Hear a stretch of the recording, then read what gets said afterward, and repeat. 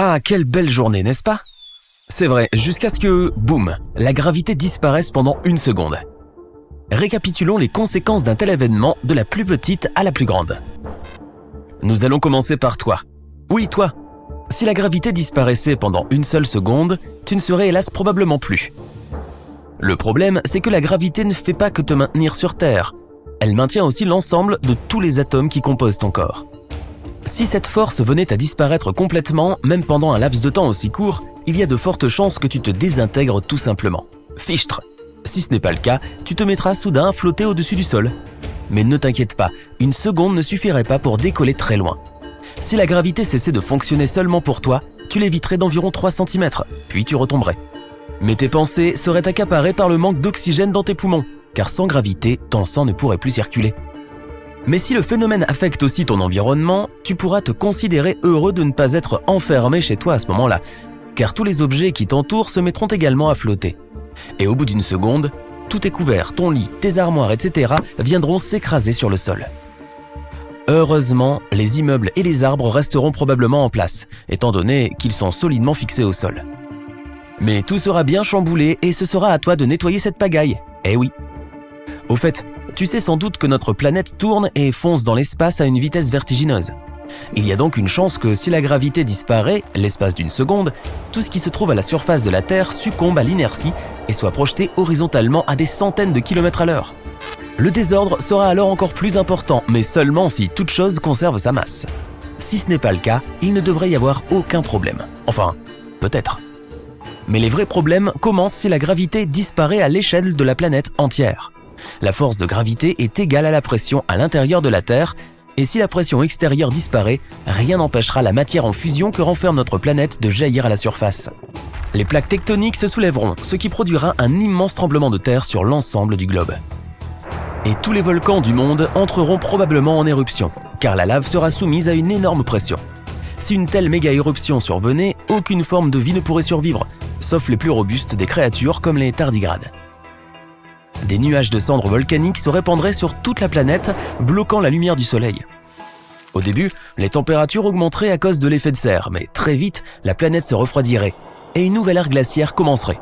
Sympa, hein? Tout cela arriverait même si la gravité revenait au bout d'1 seconde, car le mouvement serait enclenché, et pas une force ne suffirait à l'arrêter. Au-dessus de toi, l'atmosphère de la Terre s'évaporerait tout simplement.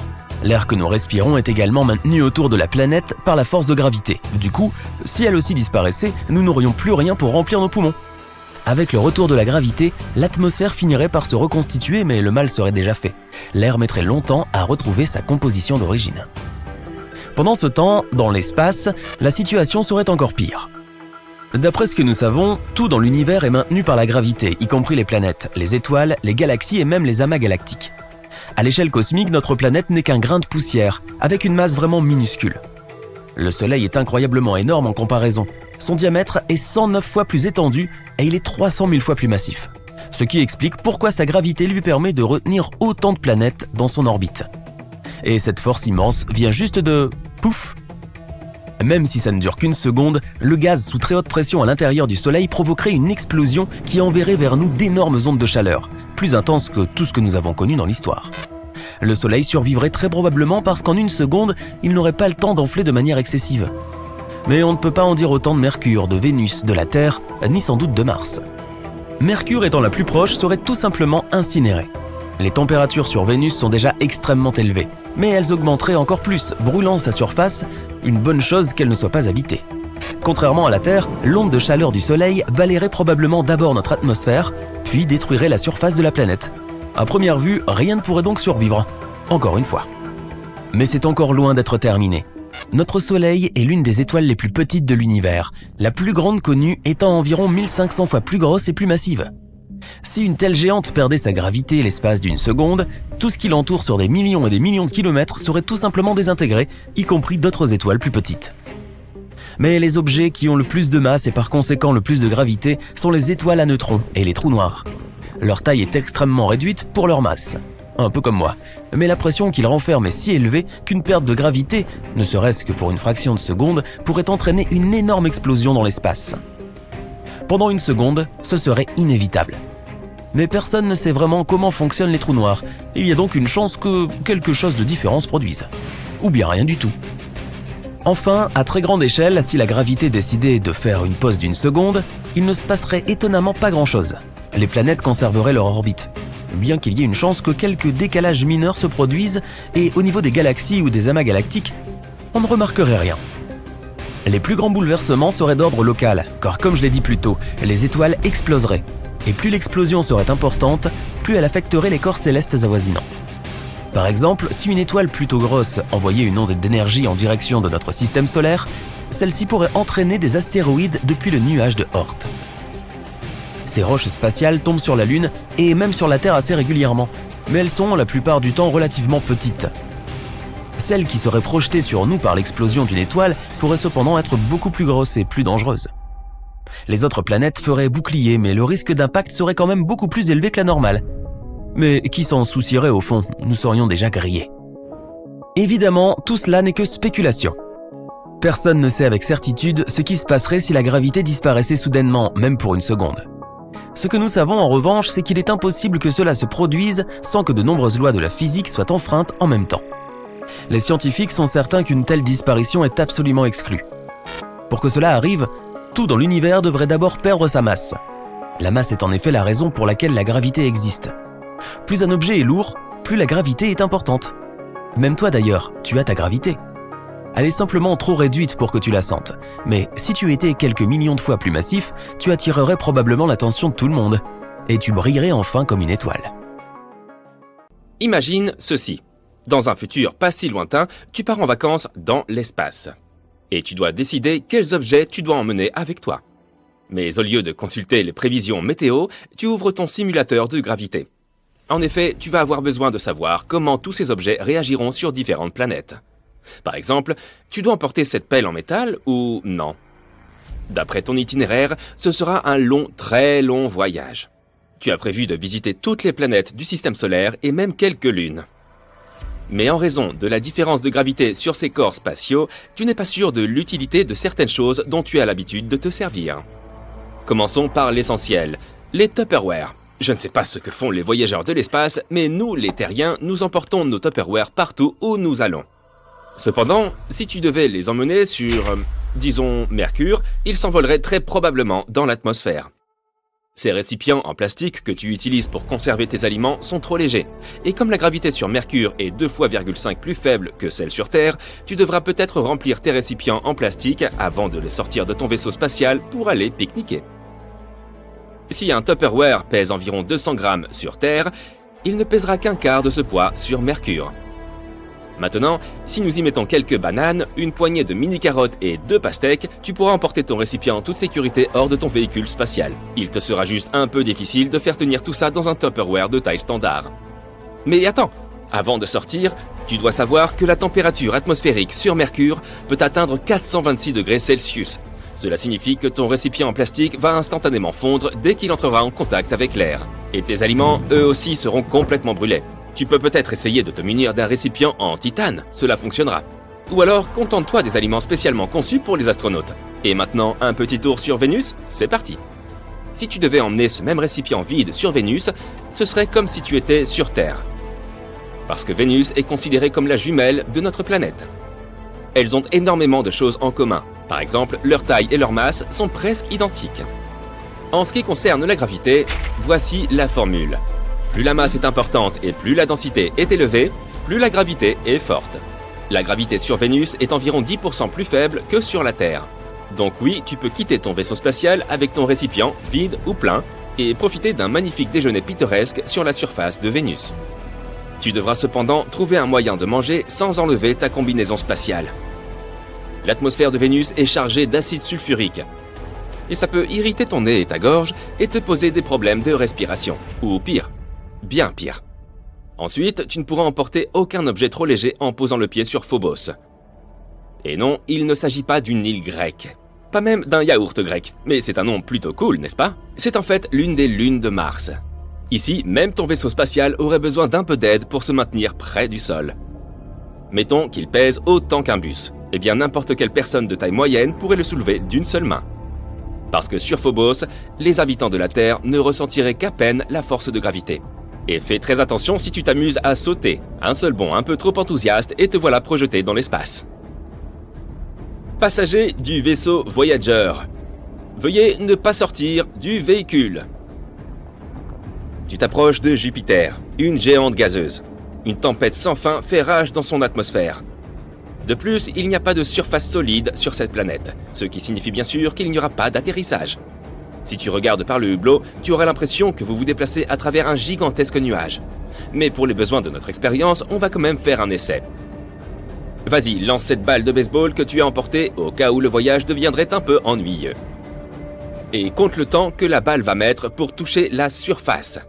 Si sur Terre, ta balle tomberait à une vitesse de 9806 mètres par seconde, sur Jupiter, la même balle toucherait le sol à une vitesse 2 fois et demie supérieure.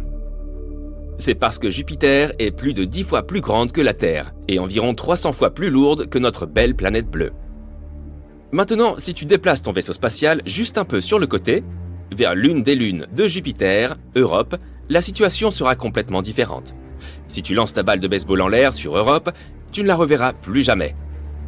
La gravité y est presque inexistante, ce qui signifie que non seulement ta balle de baseball s'envolerait instantanément, mais tu connaîtrais toi-même un sort similaire.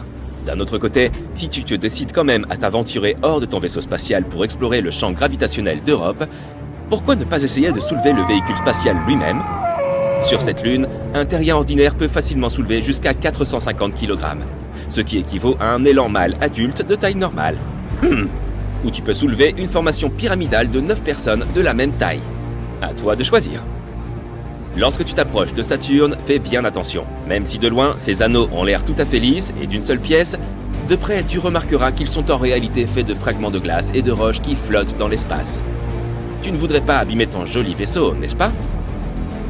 Il n'y a pas non plus de surface solide sur Saturne, ce qui rend là aussi l'atterrissage impossible, et l'atmosphère est pleine d'ammoniac. N'oublie pas que c'est un environnement plutôt inhospitalier pour un humain. À l'intérieur de ton vaisseau spatial, tu trouves une collection de livres de science-fiction.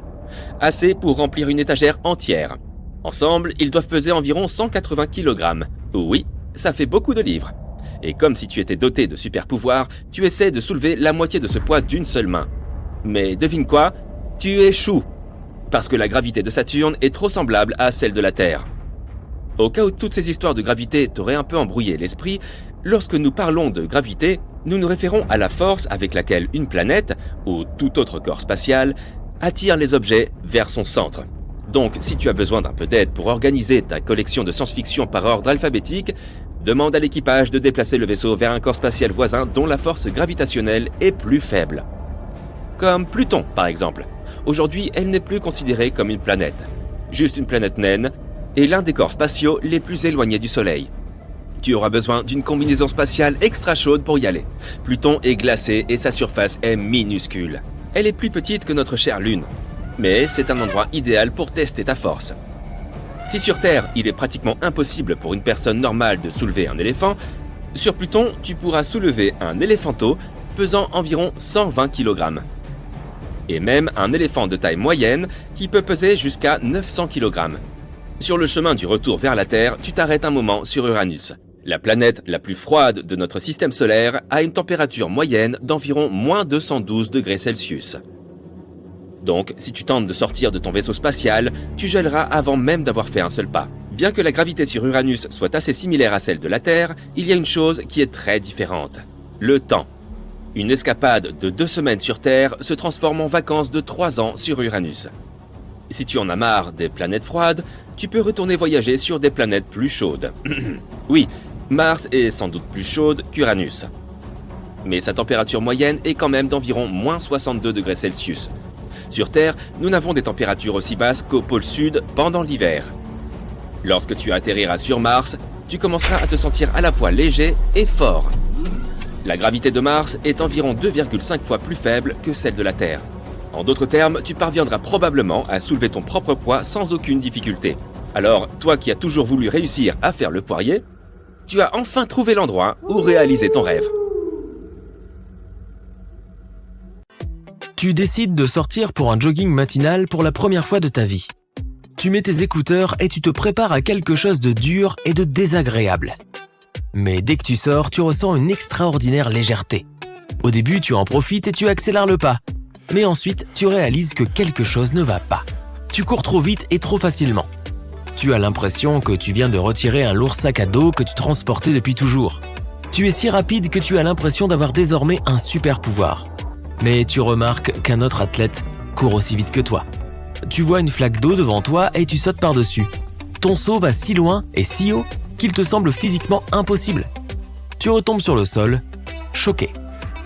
Puis tu remarques que tu n'as aucune égratignure sur le corps et que le sol semble plus souple. Tu arrêtes la musique dans tes écouteurs et tu allumes la radio. Tous les bulletins d'information disent que la gravité sur la planète entière a diminué de moitié. C'est grâce à la gravité que nous restons sur le sol et que nous ne nous envolons pas dans le ciel. Cette force permet à notre planète de tourner autour du Soleil et à la Lune de tourner autour de nous. Les choses lourdes semblent lourdes à cause de la gravité. Et maintenant, quelque chose est arrivé au noyau de la Terre. Et la masse de la Terre a diminué. C'est la raison pour laquelle la gravité a changé. Les gens sortent avec joie de chez eux en courant et sautent 2 fois plus haut et plus loin qu'avant. Tous les objets te semblent 2 fois plus légers. Ton corps est devenu moins lourd et tu peux facilement te tenir sur tes mains. Mais tu n'as toujours pas l'impression d'être un super-héros. Tu ne peux pas soulever une voiture, même si son poids a diminué de moitié. Maintenant, le parcours est plus facile à réaliser pour tout le monde. Le poids de ton corps a diminué, ce qui signifie que tu subis moins de dommages lorsque tu tombes. Cependant, la panique remplace rapidement la joie de ces nouvelles conditions. Il est devenu difficile pour toi de respirer, comme pour toutes les autres personnes. L'air est devenu plus léger. La force de gravité actualisée a réduit la pression de l'air de moitié. Maintenant, tu as l'impression de te trouver à 5000 mètres d'altitude dans les rues d'une ville ordinaire. C'est comme si tu te trouvais à mi-chemin du sommet du mont Everest. L'air n'est plus aussi dense et l'essentiel s'est déposé dans l'atmosphère. Au début, tout le monde est pris de vertige et de panique. Tu as l'impression qu'il n'y a pas assez d'air dans tes poumons, alors tu deviens nerveux. Pour résoudre ce problème, il faut apprendre à respirer lentement et régulièrement. Ainsi, tu te calmes un peu. Les autres apprennent également à être plus tranquilles et ne vivent plus dans la précipitation. Vous êtes tous moins stressés et profitez de chaque jour. Ensuite, les scientifiques créent des masques à oxygène uniques. Il suffit de le mettre, de respirer et un filtre spécial exerce une pression sur les molécules d'oxygène, rendant l'air plus dense. Après quelques décennies, les gens enlèveront ces masques car ils finiront par être habitués aux nouvelles conditions. De nouvelles générations vont naître avec des poumons adaptés. L'atmosphère de la Terre est en expansion. On dirait que le ciel s'est élevé et a pris une teinte sombre. Les satellites qui tournent autour de la Terre sont maintenant dans notre atmosphère. Mais la gravité de la Terre les attire toujours. Vous voyez des milliers de satellites brûlés. Certains débris spatiaux survivent aux boucliers atmosphériques et atterrissent au sol. Une douche de météorites commence. Les déchets de l'espace s'écrasent sur les maisons, les routes, les arbres et les voitures. Tu décides avec le reste de la population d'attendre la fin de la tempête en sous-sol dans le métro ou les caves. Heureusement, la pluie ne dure pas longtemps. Les gens sortent de leur cachette et regardent le ciel avec surprise. La Lune change de position et s'envole lentement. Bientôt, elle disparaît complètement. Notre planète ressemble maintenant à une boule pesante au centre d'une énorme couverture. Cette couverture représente la gravité. Elle se plie sous le poids de la boule. Si tu poses un objet léger sur la couverture, il roulera vers la Terre. Mais si cet objet se déplace à grande vitesse, il sera capable de tourner sur le bord de la couverture et ne tombera pas au centre. Grâce à cette vitesse, la Lune ne risque pas de nous tomber dessus, mais en même temps, elle ne peut pas s'envoler. Maintenant que la force de gravité a baissé, la couverture est devenue 2 fois plus lâche. La vitesse de rotation permet à la Lune de s'envoler hors de notre champ gravitationnel. Elle va simplement dans l'espace. Les gens seront en mesure d'observer la Lune errante pendant longtemps à travers des télescopes. Des météorites risqueraient de s'écraser sur elle. Elle pourrait également trouver une autre planète avec une gravité plus forte et tournerait autour de ce nouveau foyer. La Lune peut rester en place, mais elle gravitera autour de la Terre à une vitesse plus lente. Dans tous les cas, il n'y aura plus de marée sur notre planète et le niveau de la mer restera le même. En mer, tu peux aussi sentir les changements. Il est beaucoup plus facile pour toi de rester dans l'eau et tu peux nager plus vite. Mais le plus cool, c'est de courir le long du rivage. Les éclaboussures flottent dans différentes directions, si lentement et si joliment. Les vagues courent sur le sable au ralenti, elles aussi. Le poids des voitures, des avions et des bateaux a diminué et les gens consomment donc moins d'essence maintenant. On peut parcourir 2 fois plus de distance avec un réservoir plein. Le transport de carburant est plus facile et on dépense moins d'énergie pour les vols. L'essence devient moins chère. La diminution de la gravité inspire le développement du tourisme spatial. Il devient beaucoup plus facile pour les gens de s'envoler hors de l'orbite de la Terre. L'hiver arrive. Tu marches dans la rue pendant une chute de neige. Tu as l'impression que les flocons sont coincés dans l'air tellement ils sont lents. Tu marches sur la glace et tu réalises qu'il est presque impossible d'avancer sur une surface aussi glissante. Ton poids a diminué et la pression de tes pieds sur la glace est 2 fois plus faible. Tu glisses et tu ne peux pas t'arrêter. Tu tombes souvent mais tu ne ressens aucune douleur. Lorsque le vent est fort, il est difficile de rester sur ses pieds. Si tu sautes, tu peux même t'envoler. L'adhérence des roues sur la chaussée se détériore. Le conducteur ne peut plus freiner brusquement. Les pneus ne patinent pas, mais la voiture continue de glisser pendant un certain temps.